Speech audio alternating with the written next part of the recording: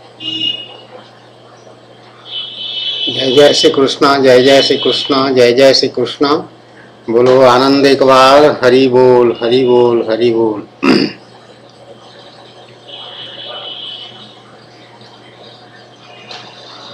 आज 11 नवंबर 2014 है, दिन मंगलवार, तिथि मार्गशीर्ष कृष्ण पक्ष पंचमी। मैं दूसरी राधा कृष्ण प्रिया कृष्णानंद डीके पंडा, पूर्व आईजी पुलिस, मेरे स्वामी मेरे पतिदेव भगवान श्री कृष्णचंद्र के श्री चरणों में कोटि कोटि प्रणाम, साक्षात दंडवत। बाकी सभी को आशीर्वाद, सबका कल्याण। हम चर्चा कर रहे थे सृष्टि रचना के बारे में। ये सारा संसार कैसे बना, किसने बनाया, इस बारे में चर्चा कर रहे थे। और उस बारे में ईसाई धर्म के जो गुरु हैं पोप, उन्होंने हाल में, पोप फ्रांसिस, उन्होंने हाल में कुछ इस बारे में कहा है कि जो वैज्ञानिकों का ये कहना है कि बिग बैंग से ही सृष्टि की रचना आरंभ हुआ, तो उसका वो समर्थन कर रहे हैं। और जो इवोल्यूशन का थियोरी, उसको भी वो समर्थन कर रहे हैं, मान्यता दे रहे हैं। वही हम चर्चा कर रहे थे कि ईसाई धर्म में उनका जो जेनेसिस बोल के चैप्टर है, अध्याय है, उसमें जो बातें कही गई हैं उसको वो खारिज कर दिए और वैज्ञानिकों की बातों को समर्थन कर दे रहे हैं। इस तरह से वो स्वयं भी वैज्ञानिक मत का अनुसरण कर रहे हैं। मतलब जो वैज्ञानिक हैं वो पोप के गुरु हो गए। पोप को या ईसाई धर्म को नहीं मालूम था असल में वास्तविकता क्या है सृष्टि रचना के बारे में, तो फिर उसमें ईसाई धर्म का खोखलापन जो है वो सामने प्रमाणित हो जाता है। क्योंकि जब भगवान की बात करेंगे और जीसस क्राइस्ट की बात करेंगे कि वो भगवान के पुत्र हैं और भगवान ने जीसस क्राइस्ट को, यीशु मसीह को सारे ज्ञान दे दिया और उनके माध्यम से बाइबल बना है, ऐसा अगर वो बात मान रहे हैं, बता रहे हैं, तो फिर वो सब झूठी साबित हो गया और उनका जो भगवान का आधार है वो नष्ट हो जाता है।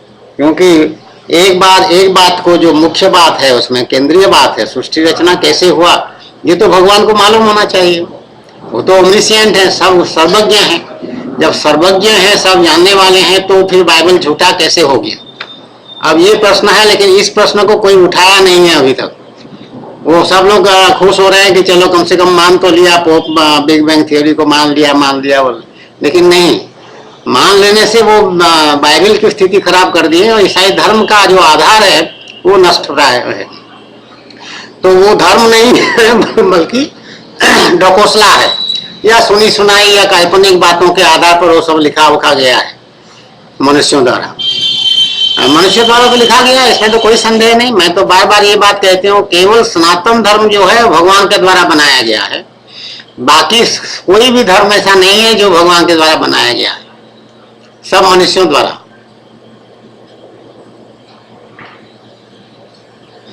और ईसाई और इस्लाम, ये दोनों, इसके जो अनुयायी हैं, मुसलमान हैं और क्रिश्चियन हैं, वो तो सब कन्वर्सन से बने,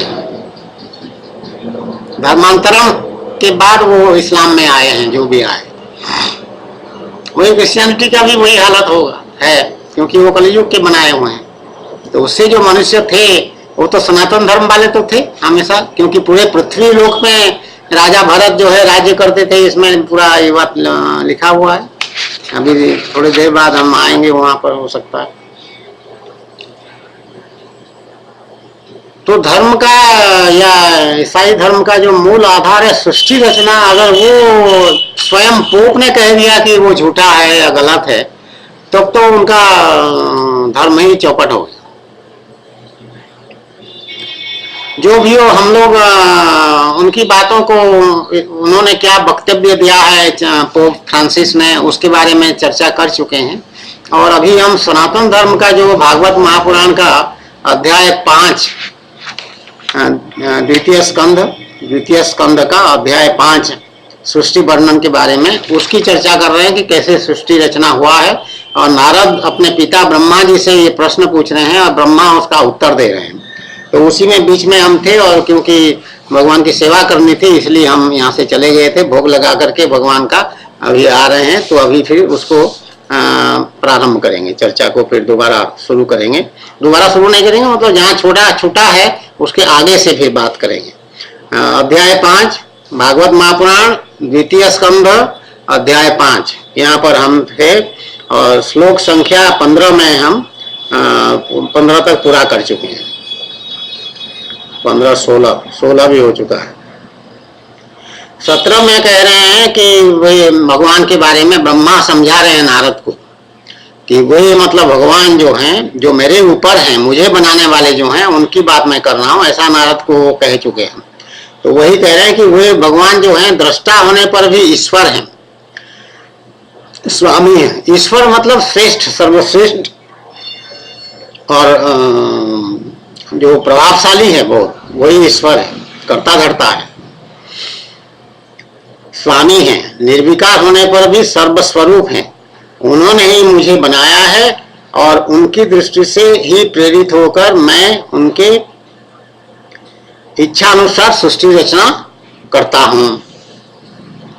नारायण श्री हरि के नाभि कमल से ब्रह्मा प्रकट हुए, ब्रह्मा को रजोगुण दे दिए हैं भगवान, और ब्रह्मा सारे सृष्टि करने की जिम्मेदारी ब्रह्मा को दे दिए हैं। 17वें श्लोक का संस्कृत। तस्यापि द्रष्टु शिष्य कुटस्थ अस्य अखिलात्मनः सृज्यं सृजामि सृष्टो अहम इच्छयैवाभिचोदितः। अभिचोदित, अभिचोदित मतलब उनसे प्रेरित होकर, उनसे प्रेरित होकर इसको अभिचोदित से इस बात को कहा गया है। उसके बाद का श्लोक है सत्वम रजः तम इति निर्गुणस्य गुणास्त्रय स्थिति सर्ग निरोधेषु गृहीता मायया विभो। 18वां श्लोक। भगवान माया के गुणों से रहित एवं अनंत हैं। सृष्टि, स्थिति और प्रलय के लिए रजोगुण, सत्वगुण और तमोगुण, ये तीनों गुण माया के द्वारा उनमें स्वीकार किए गए। इसमें 3 बातें कह रहे हैं। एक तो ये कि भगवान स्वयं जो हैं उन पर माया का किसी गुण का कोई प्रभाव नहीं है, या उनके पास पहुंच नहीं है किसी का। माया भगवान के अधीन है, माया भगवान की शक्ति है और वो त्रिगुणमयी है। सत्व गुण, रजगुण और तमगुण, तीनों गुण माया में है। लेकिन भगवान जो हैं गुणों से रहित हैं और माया और अनंत हैं। भगवान क्या हैं सीमित परिभाषा कोई नहीं कर सकता है कि भगवान हाँ यहाँ हैं, ऐसे हैं, भगवान ऐसे हैं कोई कह नहीं सकता है। क्यों? क्योंकि वो अनंत हैं, वो इतने सारे चीजें हैं, ऐसे हैं कि वो किसी की दृष्टि आर पार नहीं पहुंच सकता है। तो जब कोई चीज सम्यक हो, सीमित हो, उसको तो देख करके हम बता सकते हैं कि हाँ ये ऐसा है, ऐसा ऐसा है, इस तरह से हम कह। लेकिन जब वो अनंत कोई चीज सामने आ जाए तो उसका तो आर पार कैसे देखोगे? वो तो भौचक्के हो जाओगे, कहाँ दृष्टि ही नहीं जाएगी तुम्हारी, सीमित दृष्टि वहां। तो भगवान उस तरह के हैं और तीन गुण माया के द्वारा उनमें स्वीकार किए गए हैं। यही तीनों गुण द्रव्य, ज्ञान और क्रिया का आश्रय लेकर मायातीत नित्य मुक्त पुरुष को ही माया में स्थित होने पर कार्य, कारण और कर्तापन के अभिमान से बांध लेते हैं। ये थोड़ा सा कठिन है समझना, लेकिन फिर भी ये इतना समझ में आ रहा है कि ये एक बहुत सटीक नियम बताया गया है, जो कि साइंटिफिक नियम जैसा होता है, सटीक होता है, फॉर्मूला होता है, या ऐसा है तो ऐसा होगा, पक्की बात। वैज्ञानिक जो लेबोरेटरी में एक्सपेरिमेंट करते हैं उसमें सटीक निर्णय निकलता है, सटीक रिजल्ट निकलता है, परिणाम उसका सटीक निकलेगा।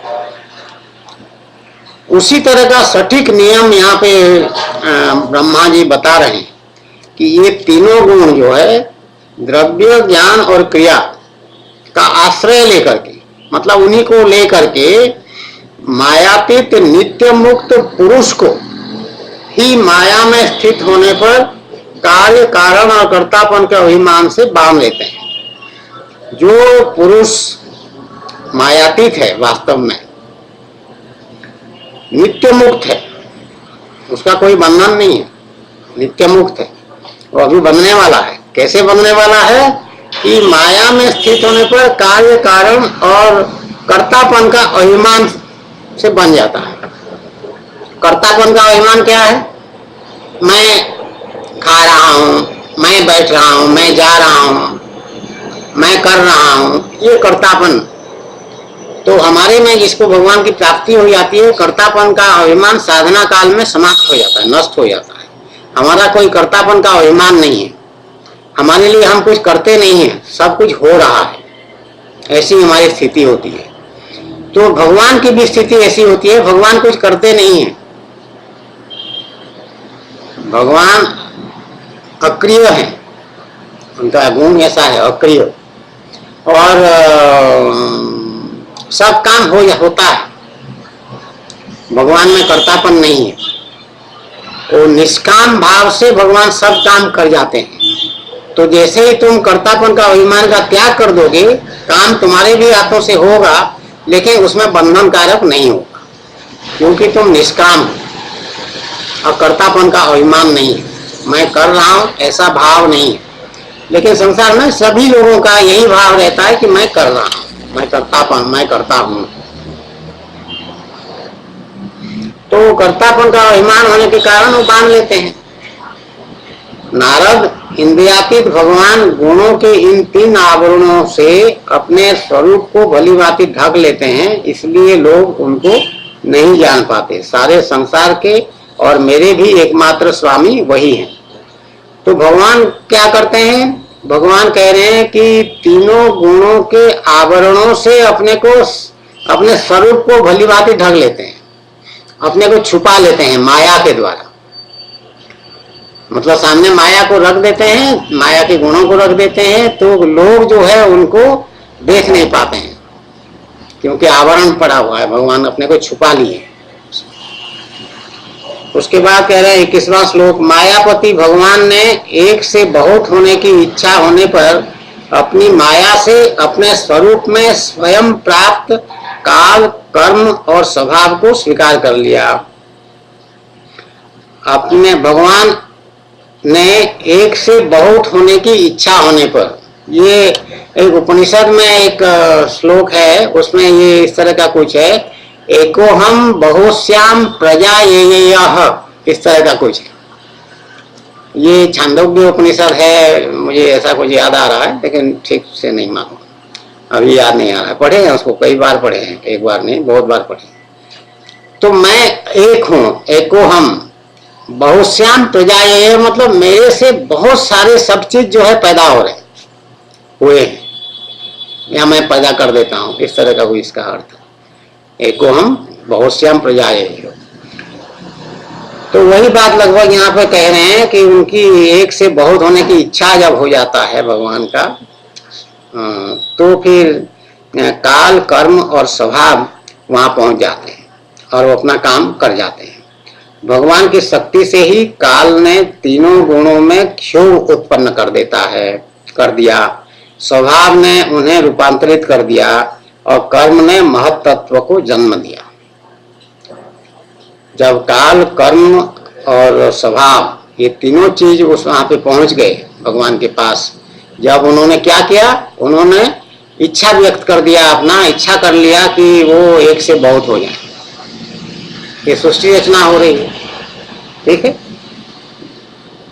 तो भगवान की शक्ति से काल ने तीनों गुणों में क्षोभ, तीनों गुणों को मत डाला काल जो है, और स्वभाव जो है उन तीनों को रूपांतरित कर दिया, उन गुणों को, और कर्म ने महत्त्व को जन्म दिया। महत्त्व एक चीज है, एक खास नाम दिया गया है जो समष्टि सृष्टि का आधार होता है। समष्टि सृष्टि मतलब एक तो व्यक्ति होता है, जैसे राम श्याम जैसे अलग अलग नाम वाला है, या पशु पक्षी गाय बैल हैं, ये तो एक एक हैं, ठीक। जब ये सब को मिला दोगे तो ये समष्टि कहलाता है। सृष्टि में जीवों की समष्टि मतलब जीव समूह, उसी का आधार जो है ये महतत्व है। रजोगुण और सत्वगुण की वृद्धि होने पर महतत्व का जो विकार हुआ उससे ज्ञान, क्रिया और द्रव्य रूप तमा प्रधान विकार हुआ। ये अगला कदम है। ये पूरा वैज्ञानिक तरीके से स्टेप बाय स्टेप या कदम कदम चल करके जैसे कोई बात बताया जाता है, 1 2 3 करके बताया जाता है, उसी तरह से ये बिल्कुल सटीक रूप से वर्णन किया जा रहा है सृष्टि रचना का ब्रह्मा जी द्वारा। तो कह रहे हैं रजोगुण और सत्वगुण में वो बढ़ जाते हैं उसी के कारण, क्षयोवादी होने से महतत्व का जो विकार हुआ उसी से, तो महत्वत्व उससे प्रभावित हुआ। सत्वगुण, रजोगुण और सत्वगुण बढ़ गया तो महतत्व में हलचल हुआ। महतत्व में से ज्ञान, क्रिया और द्रव्य, ये 3 प्रकार के बातें निकले या विकार उत्पन्न हुआ।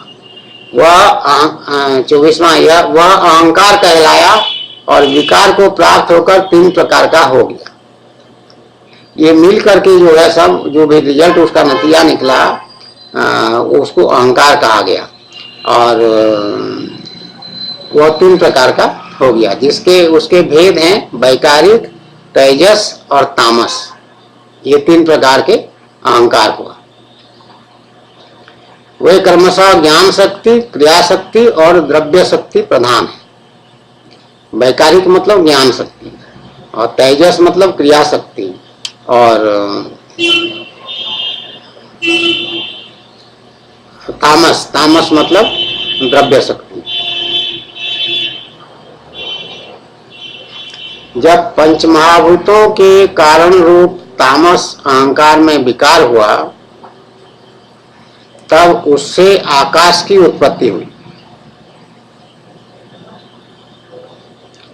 पंचमहाभूतों के कारण तामस अहंकार में विकार हुआ।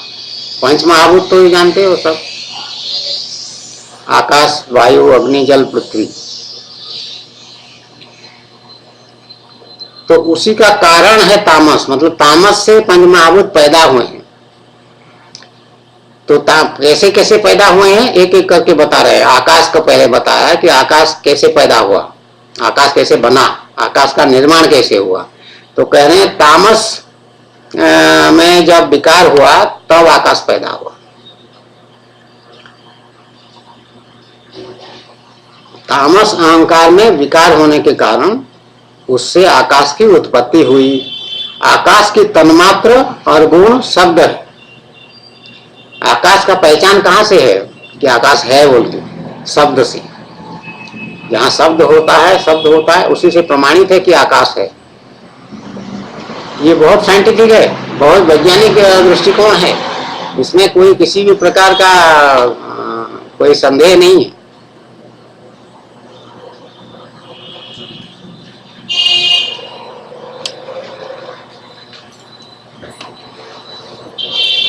सटीक शब्दों से सटीक वर्णन है और जब शब्द के द्वारा ही दृष्टा और दृश्य का बोध होता है। शब्द से पता चलता है कि कोई दृष्टा है और कोई देखने वाला है और कोई जिसको देखता है वही दृश्य जिसको देखा जा रहा है। जब आकाश में यह 26वां जब आकाश में विकार हुआ तब उससे वायु की उत्पत्ति हुई। आकाश में विकार होने से आकाश से ही वायु निकला है। उसका गुण स्पर्श है।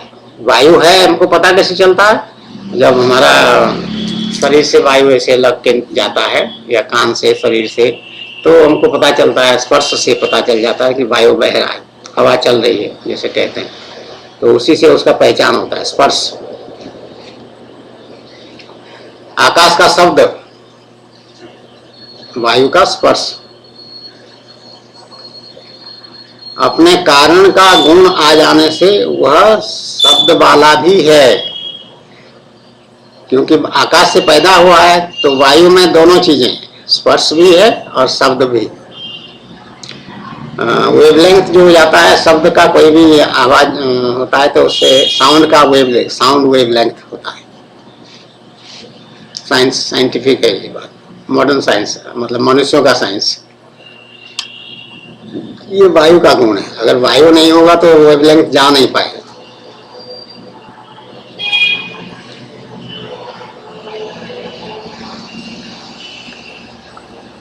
इंद्रियों में स्फूर्ति, शरीर में जीवनी शक्ति, ओज और बल भी इसी वायु के ही विकार है, वायु के ही स्वरूप है, वायु के रूप हैं। इंद्रियों में जो हमारा ताजगी होगा, फुर्ती होगा, अच्छा लगता है, शरीर में जीवनी शक्ति, जीवित होने का जो चेतना शक्ति है, चंचलता है, जो मूवमेंट है, जो चैतन्यता है, वो और ओज और बल, जैसे वाइटलिटी एंड ओजस कहते हैं उसको अंग्रेजी में, ये जो है अंदर से वो चीज होता है, ये सब वायु के कारण है। कितना साइंटिफिक है, कितना सटीक है, यही सनातन धर्म की महिमा है। तो इसको कोई भी शंकराचार्य या कोई भी संत महापुरुष इसको काट नहीं सकते। कोई मॉडर्न साइंटिस्ट कोई कुछ अगर कह दे तो उसे दबाव में आकर के हमारे धार्मिक गुरु जो हैं वो झुक जाएंगे या अपना मन बदल देंगे या उसको आधुनिक वैज्ञानिक की बात को मान लेंगे। ऐसा सनातन धर्म में नहीं हो सकता। जैसे पोप ने, उनके दबाव में आकर के पोप ने अपना धारणा बदल दिया, मन बदल दिया, विचार बदल दिया, निर्णय बदल दिया, अपने बाइबल को झूठा साबित कर दिया, ईसाई धर्म को नष्ट कर दिया एक प्रकार से।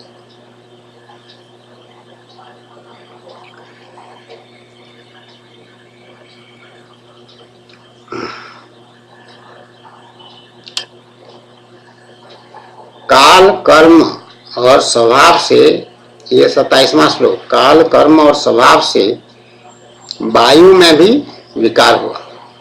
विकार जो हो रहा है वो तीनों चीजों से हो रहा है, काल, कर्म और स्वभाव, ये तीनों का प्रभाव उस पर पड़ता है, तब उसमें विकार हो रहा है। वायु में भी विकार हुआ, उससे तेज की उत्पत्ति हुई।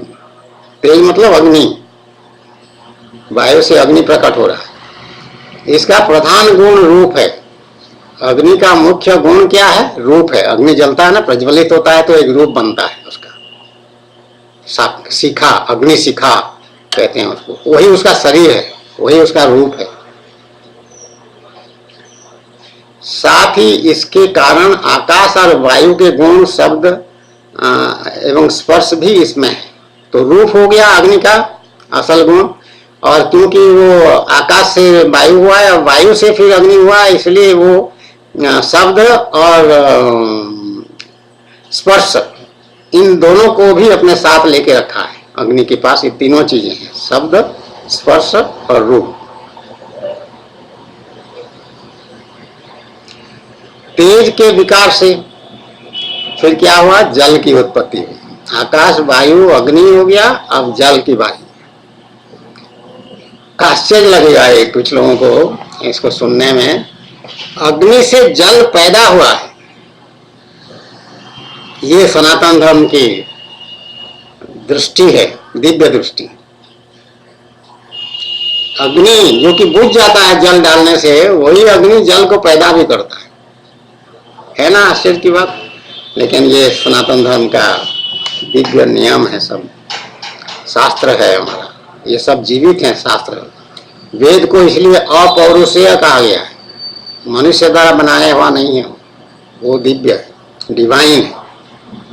वेद इज डिवाइन।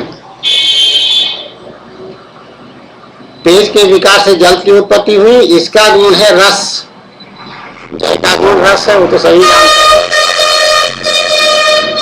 और क्योंकि ऊपर से सब बनते हुए आ रहे हैं, तो रस के साथ साथ जल में जो है शब्द, स्पर्श और रूप भी होता है, तीनों चीज होता है जल में। और जल के विकार से पृथ्वी की उत्पत्ति हुई। देखिए कैसे क्रमानुसार सब बना रहा है। इसमें एवोल्यूशन की बात नहीं है, इसमें सृजन की बात है, सृष्टि निर्माण की बात है। ये इंडिपेंडेंटली सब स्वतंत्र रूप से एक एक इकाई बन रहे हैं सब। इवोल्यूशन क्या कहता है? इवोल्यूशन कहता है कि पहले एक सेल वाला जीव पैदा हुआ, उससे 10 सेल वाला, फिर 20 सेल वाला, फिर कीड़े मकोड़े हुए, फिर वो रेप्टाइल हुए, फिर ये हुए, फिर वर्टिब्रेट हुए, इनवर्टिब्रेट हुए, इस तरह से करते करते करते करते फिर बनमानुष हुआ, बनमानुष से फिर धीरे धीरे आदमी पैदा।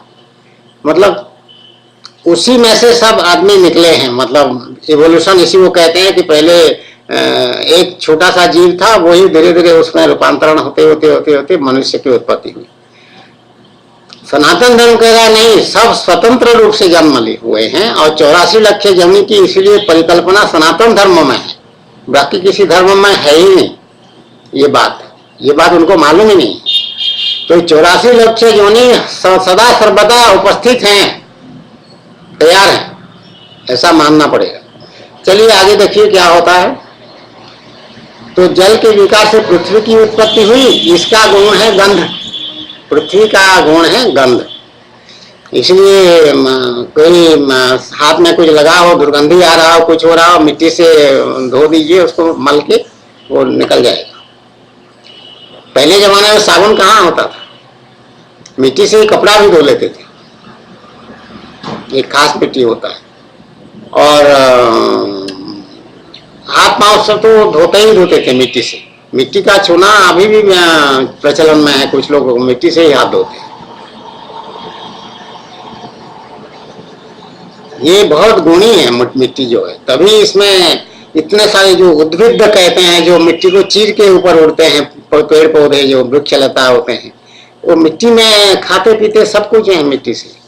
सूर्य की किरणों से उनके पत्तों में खाना बनता है, क्लोरोफिल जो होता है खाने में, हरा हरा चीज, उसी में सूर्य किरण जब पड़ता है तो उसमें से खाना निर्माण कर सकते हैं मिट्टी से रस ला करके।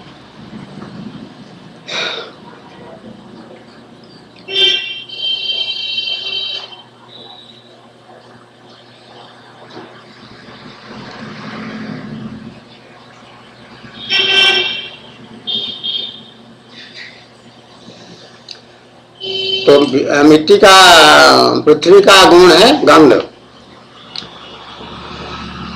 गुण कार्य कारण के गुण कार्य में आते हैं। इस न्याय से शब्द, स्पर्श, रूप और रस, ये चारों गुण भी पृथ्वी में हैं। पृथ्वी में पांचों गुण हो गए, ठीक है। शब्द, स्पर्श, रूप, रस और गंध। वैकारिक अहंकार से मन की और इंद्रियों के 10 अधिष्ठातृ देवताओं की भी उत्पत्ति हुई। वैकारिक अहंकार जो पहले 3 प्रकार का अहंकार बताया ना, वैकारिक, तेजस और तामस। तो वैकारिक अहंकार, तामस का पहले वर्णन कर दिया, तामस से ये सब हुआ बोल के, आकाश की उत्पत्ति हुई और फिर बाकी सब वायु आदि। अब वैकारिक अहंकार से क्या बना,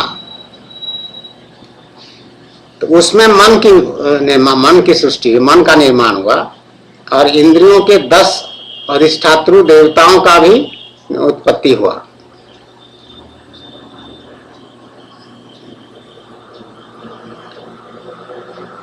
उनके नाम हैं दिशा, वायु, सूर्य, वरुण, अश्विनी कुमार, अग्नि, इंद्र, विष्णु, मित्र और प्रजापति।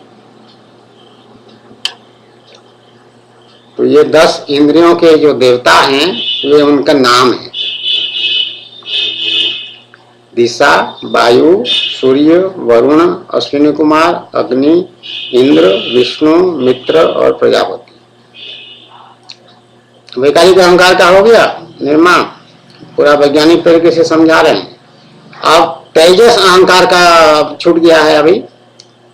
तेजस अहंकार से के विकार से श्रोत्र, त्वचा, नेत्र, जीवा और घ्राण, ये 5 ज्ञानेन्द्रियां और वाक, हस्त, पाद, गुदा और जननेन्द्रिय, ये 5 कर्मेंद्रियां उत्पन्न हुई तेजस अहंकार। साथ ही ज्ञान शक्ति रूपी बुद्धि और क्रिया शक्ति रूप प्राण भी तेजस अहंकार से ही उत्पन्न हुए। प्राण वायु, प्राण, अपान, व्यान, समान, उदान, ये प्राण वायु हैं, अलग अलग नाम है। तो प्राण भी तेजस अहंकार से उत्पन्न हुआ और बुद्धि भी तेजस अहंकार से उत्पन्न हुआ। और मन कहाँ से आया? मन वैकारिक अहंकार से मन आया।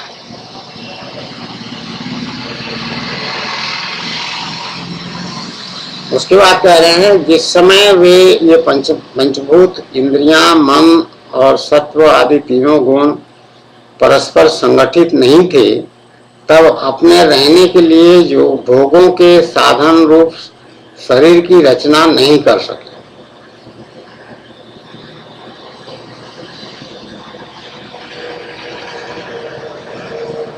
ये अलग अलग इनकी रचना हो गई।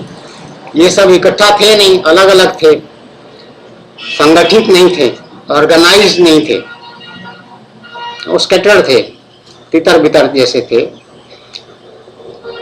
तो इसीलिए वो शरीर की रचना नहीं कर पाए, क्योंकि इंद्रियां, सारी इंद्रियां इकट्ठा शरीर में तो आते हैं ना, मन बुद्धि भी शरीर में इकट्ठा आते हैं। तो क्यों नहीं आ पाए? क्योंकि ये सब अलग अलग थे जब सृष्टि रचना हो रही है। तो अब भगवान की प्रेरणा से भगवान ने इन्हें अपनी शक्ति से प्रेरित किया, तब वे तत्व परस्पर एक दूसरे के साथ मिल गए और उन्होंने आपस में कार्य कारण भाव स्वीकार करके व्यष्टि समष्टि रूप पिंड और ब्रह्मांड दोनों की रचना की। अभी मैं कह रही थी व्यष्टि और समष्टि, वही शब्दों का प्रयोग यहाँ पर हुआ है। ये महत्वपूर्ण है, 33वां श्लोक है ये, इसमें भगवान की लीला हो रहा है। संस्कृत में इस तरह से तदा संगत्य चान्योन्यम भगवत शक्ति चोदिता सदसत्वम उपादाय चोभयम ससुजुराद। ये प्रेरणा वाला जो चोदिता शब्द है, चोदना जो है, प्रेरणा करना मतलब चोदना, और प्रेरित होना मतलब चोदिता, चोदिता होना। तो ये शक्ति चोदिता भगवान का ये प्रेरणा या किसी और चीज की जो प्रेरणा वाली बात है, ये बहुत समझने वाली बात है। वो एक शक्ति का परिचय है। प्रेरणा हो जाने से कुछ नई बात हो जा रही है। एक वस्तु है, उसको चोदिता कर देने से मतलब प्रेरित कर देने से, उसका चोदना हो जाने से वो एक नई वस्तु को जन्म दे रहा है।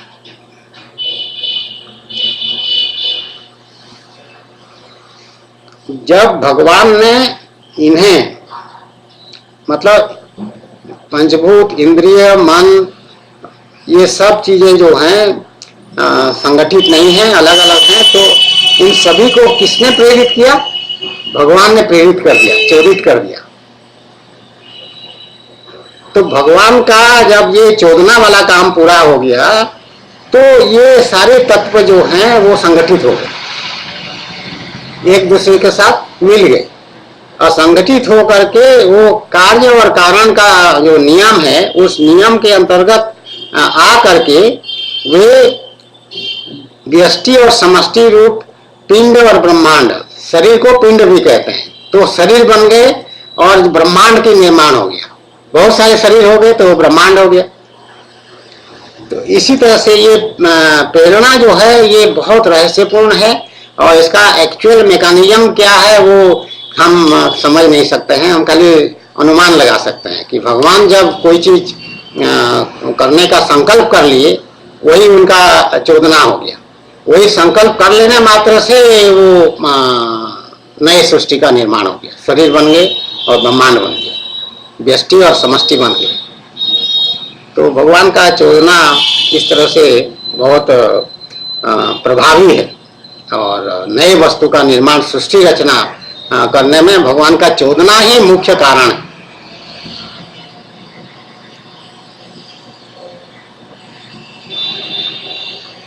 उसके बाद 34वां, वह ब्रह्मांड रूप अंडा 1 सहस्र वर्ष तक निर्जीव रूप से जल में पड़ा रहा। जो ब्रह्मांड बना है, ब्रह्मांड मतलब एक बड़ा सा अंडा, ऐसा कह रहे हैं। 1 सहस्र 1000 वर्ष तक निर्जीव हो जैसे अवस्था में जल में पड़ा रहा, फिर काल, कर्म और स्वभाव, वही तीनों आ रहे हैं, काल, कर्म और स्वभाव से सब काम हो रहा है, को उस सभी के प्रभाव से या स्वीकार करने वाले भगवान ने उसे जीवित कर दिया। फिर भगवान की फिर यहाँ पे प्रेरणा हो रहा है, फिर वहां पे चोदना हो रहा है ब्रह्मांड का, अंडा का। तो अंडा को भगवान जीवित कैसे कर दिए कि काल, कर्म और स्वभाव को लेकर के, स्वीकार करके जो निर्जीव पड़ा हुआ था उसको, मतलब इन तीनों चीजों के माध्यम से काल, कर्म और स्वभाव को लगा करके भगवान उस निर्जीव पिंड को, निर्जीव अंडा को जीवित कर दिया। उस अंडे को फोड़कर उसमें से वही विराट पुरुष निकला जिसकी जंघा, चरण, भुजाएं, नेत्र, मुख और सिर सहस्रों की संख्या में है। अब वो अंड जो फूटा है भगवान का इस प्रयास से सृष्टि रचना के क्रम में, तो उसमें से क्या निकला? विराट पुरुष। विराट पुरुष निकले हैं जिनके की जंघा, भुजाएं, चरण, नेत्र, मुख और सिर आदि सहस्रों की संख्या में है। ये सृष्टि निर्माण इस तरह से हो रहा है। उसके बाद 36वां, विद्वान पुरुष उपासना के लिए उसी के अंगों में समस्त लोक और उनमें रहने वाली वस्तुओं की कल्पना करते हैं।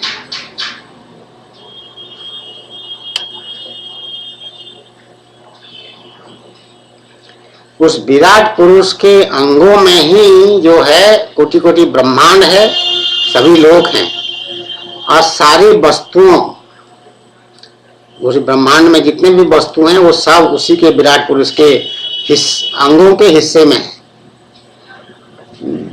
उसकी कमर से नीचे के अंगों में सातों पाताल की और उसके पेड़ों से ऊपर के अंगों में सातों स्वर्ग की कल्पना की गई है। कमर और कमर से नीचे और कमर से ऊपर ऐसे। ब्राह्मण इस विराट पुरुष का मुख है और भुजाएं जो है वो क्षत्रिय हैं। जांघों से वैश्य और पैरों से शूद्र उत्पन्न हुए हैं। इस तरह से सबका अलग अलग निर्माण बता दिया। पैरों से शूद्र उत्पन्न हुए, पैरों से लेकर कटी पर्यंत सातों पाताल तथा भूलोक की कल्पना की गई है। नाभि में मुख भूवर लोक की, हृदय में स्वर लोक की और परमात्मा के वक्षस्थल में महर लोक की कल्पना की गई है। कल्पना की गई मतलब इमेजिनेशन नहीं है, वो सत्य है कि हाँ वो हैं वहां, ये सभी लोक वहां पर विराजमान है। उसके गले में जनलोक और दोनों स्तनों में तपोलोक और मस्तक में ब्रह्मा का नित्य निवास स्थान सत्यलोक है।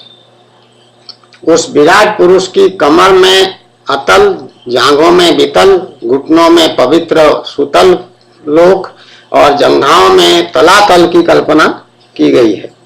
एड़ी के ऊपर की गांठों में महातल, पंजे और एड़ियों में रसातल और तलुओं में पाताल समझना चाहिए। इस प्रकार विराट पुरुष सर्वलोकमय है। विराट भगवान के अंगों में इस प्रकार भी लोकों की कल्पना की जाती है कि उनके चरणों में पृथ्वी है, नाभि में भुवर लोक है और सिर में स्वर लोक है। तो इस तरह से अलग अलग लोक और लोकों में रहने वाली सारी वस्तुएं जो हैं उसी के विराट पुरुष के अंतर्गत आते हैं। इस तरह से सृष्टि रचना अभी चल रहा है, अभी समाप्त नहीं हुआ। अब दूसरा छठा अध्याय अब आ गया, 5वां अध्याय समाप्त हो गया। इसमें है द्वितीय स्कंद भागवत महापुराण। इसमें है विराट स्वरूप की विभूतियों का वर्णन।